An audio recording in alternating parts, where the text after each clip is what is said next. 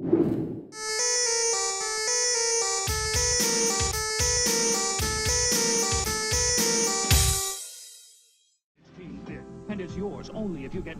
Nintendo is a name that is synonymous among many gamers old and young as the pinnacle of quality in a golden age of 90s gaming.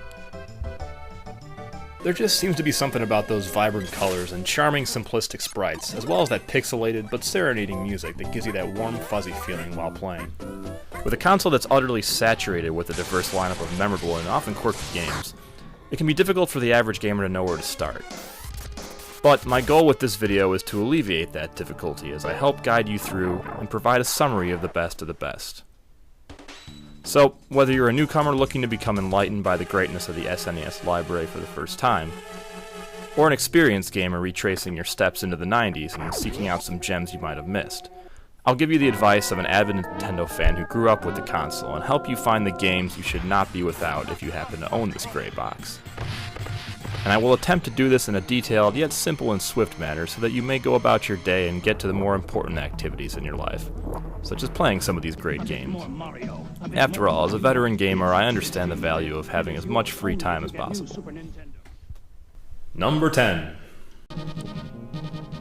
While Super Mario Kart is widely known as the game that set the theoretical bar in insane kart racers, it was actually F-Zero that holds the distinction of being the first game to use a pseudo 3D technique called Mode 7.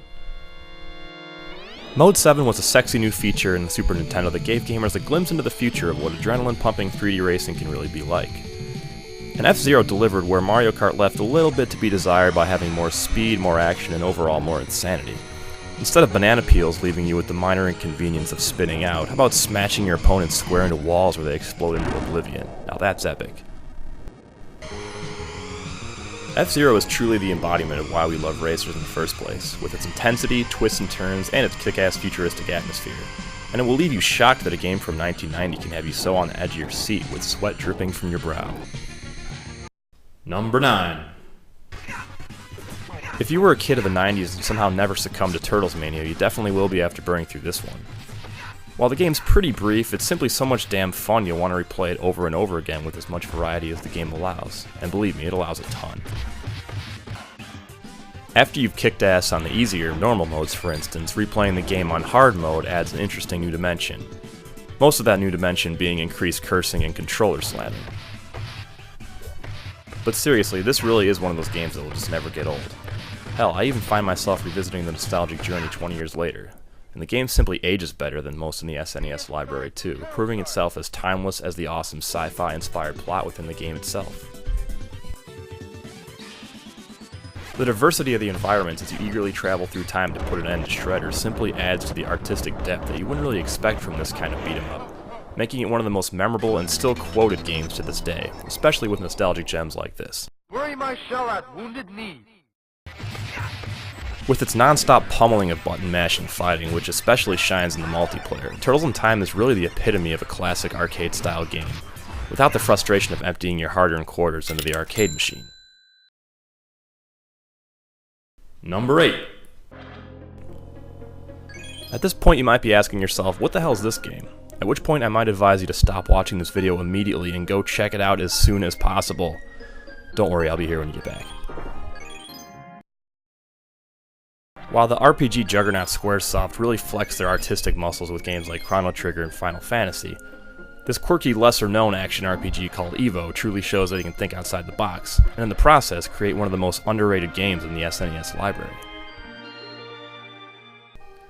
You're not a warrior or a wizard in this game, but rather a simple, humble creature trying to fight his way up the food chain, destroying other creatures in your wake as they try to destroy you, and in turn rising to primitive power in this hostile prehistoric world. Kinda sounds like modern society. After spending hours upon hours following your pre-human creature evolving through the eons of time, you'll start to wonder how such a fun game remained relatively unknown. I don't know, maybe the Christians suppressed the popularity of this game. After all, they're not too fond of the whole evolution thing that Evo revolves around. But I digress. Evo is a truly fun game that really gives you a strong feeling of accomplishment, which I contend is a highly important ingredient to making a great game. It has a surprisingly robust diversity of customization through the epic adventure as you rise to the top of the food chain. For instance, would you like to evolve a better tail for more speed, get a bigger body for optimal defense, or forge sharper teeth for more efficient killing? The choice is yours. Much like it is for modern day society, the end game is glory and power, but the path you take is up to you. Number 7.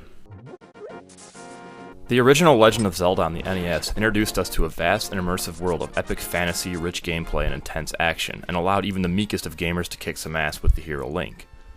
Nintendo took this one step further on the SNES sequel entitled A Link to the Past, as it prettied up the graphics and added a story with some more depth. If you have played the original on NES, the formula in this game is what you'd expect from classic Zelda. As you fight your way through enemies, collect useful items and better weapons along your journey, leading up to the ultimate battle with Ganon. However, in this adventure, Link must now deal with the diverse and dangerous enemies of Hyrule, as well as a darker, parallel dimension. Playing through this game is kind of like living through an epic fantasy novel in the digital realm. The depth and richness of this universe is utterly vast and saturating, and you'll find yourself difficult to escape the clutches of this world as you feel the constant urge to play on, just to defeat one more boss. A Link to the Past is truly Zelda at its finest, and has many Zelda fans returning to the past and reliving this experience, even in the favor of more modern Zelda games. Number 6.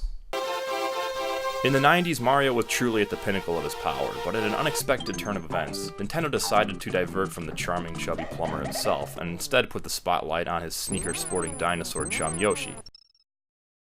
At first glance, Yoshi's Island draws you in with its charmingly unique art style and pretty graphics, but it manages to keep you there with its fun and intense platforming gameplay. It somehow holds that classic Mario feeling while at the same time giving an entirely new experience with an assortment of insane new techniques. One element that really stands out for me is the creative and off-the-wall enemies in this game. I was even able to excuse the insufferably annoying Baby Bowser because most of the enemies were just that much more awesome. With its vibrant, colorful world, kick-ass bosses and enemies, and memorable moments of madness, Yoshi's Island made it okay to depart from the Mushroom Kingdom, at least for a little while. Click here to carry on to part 2 as we approach the best of the best of the Super NES library.